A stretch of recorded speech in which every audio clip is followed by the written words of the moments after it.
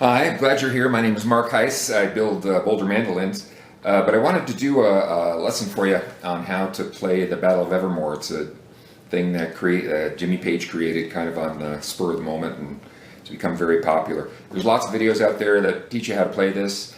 They're all very good. They all have something to offer, but they all leave one thing out, and I wanted to take a look at that. I've been looking at some Jimmy Page videos, and he's doing something on the mandolin most mandolin players don't do.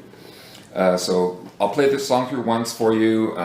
It'll be quick, a little shorter than it's normally played, and then we'll break it down into 4 parts.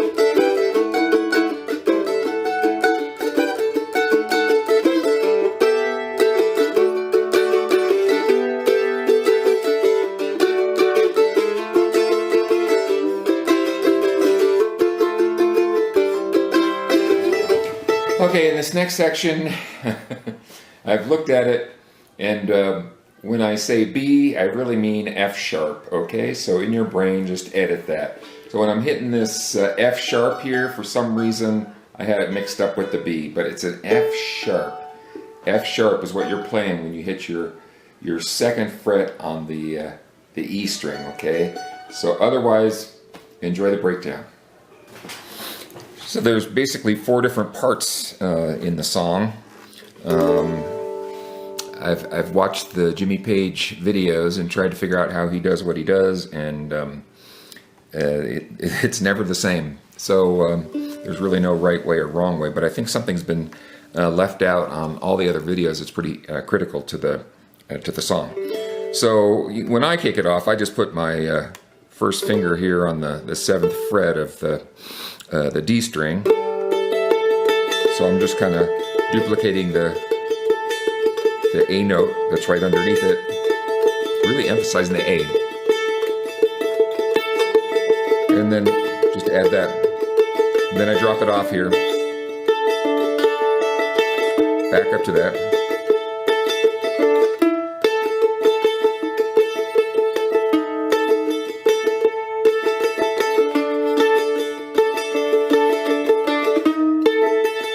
So that's the A part, and then there's just the C and G chords that he uses to kind of introduce the rest of the song.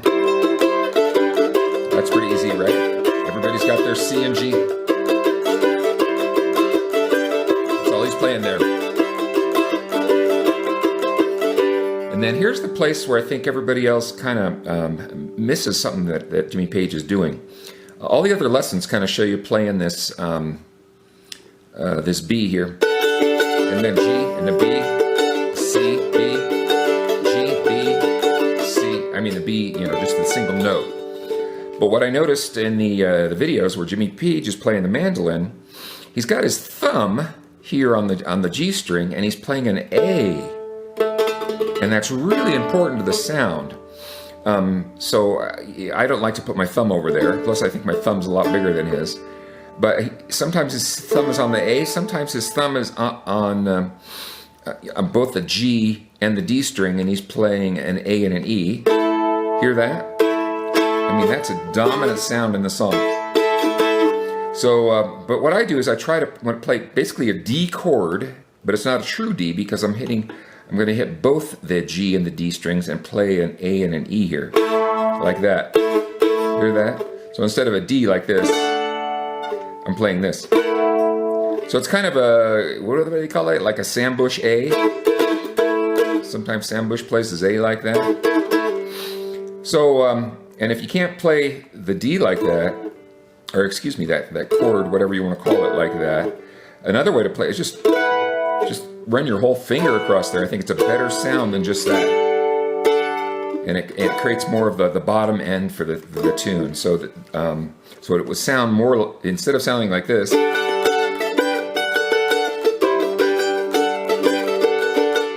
going to sound like this. Hear the A?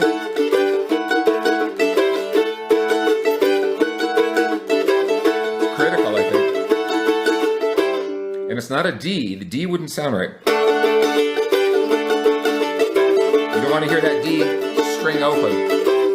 It needs to be the notes need to be an A and an E. And then this is important, this little B down here.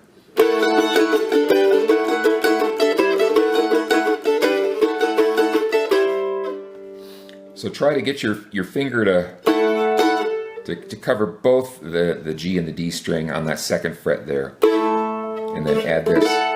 Or you can play it Jimmy Page's way, maybe like this.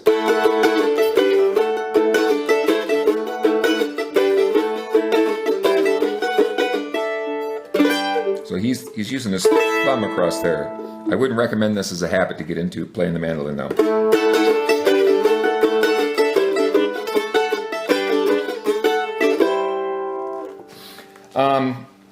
And then when he goes to the next part, the third part in the song, again he's hitting this this A right here.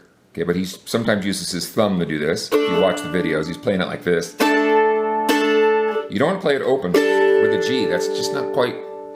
It doesn't resonate with how the song comes off. So if you can play a kind of this open D like this, put your finger again on that A string, and then he's just going down in a kind of a G progression.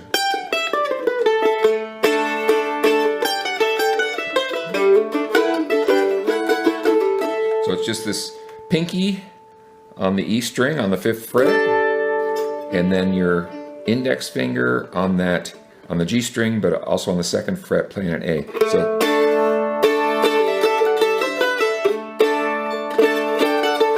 and I try to keep my index finger on that A, even during the progression of the G going down. So it goes.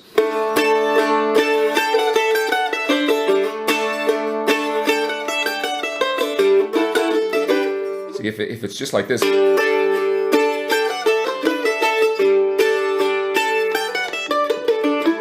it doesn't sound quite right. So you need to have that.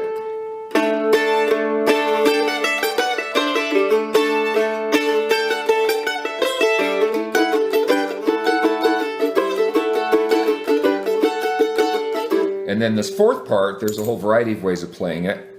But I watched one of the Jimmy Page videos, and this is exactly how he plays this 4th part. So just kind of a 2-finger chord here, however you want to play it, where your fingers on the 4th fret on the G and the 5th fret on the D string. See that? But then you got to drop this index finger down to that A. That A is important again. You can play it like this. Okay, so the index finger on the A, and then just 2-finger chord there. And then you just drop it down 2 frets, the same pattern.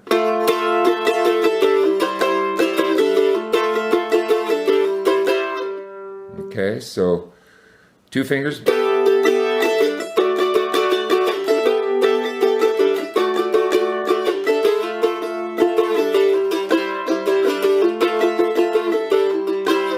Probably easiest to do this without that way you don't have to move your index finger, just play it this way.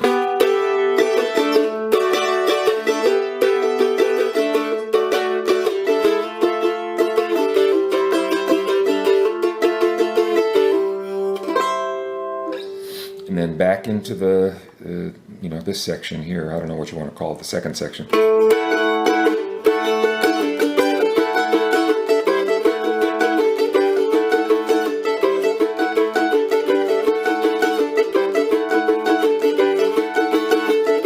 Difference though.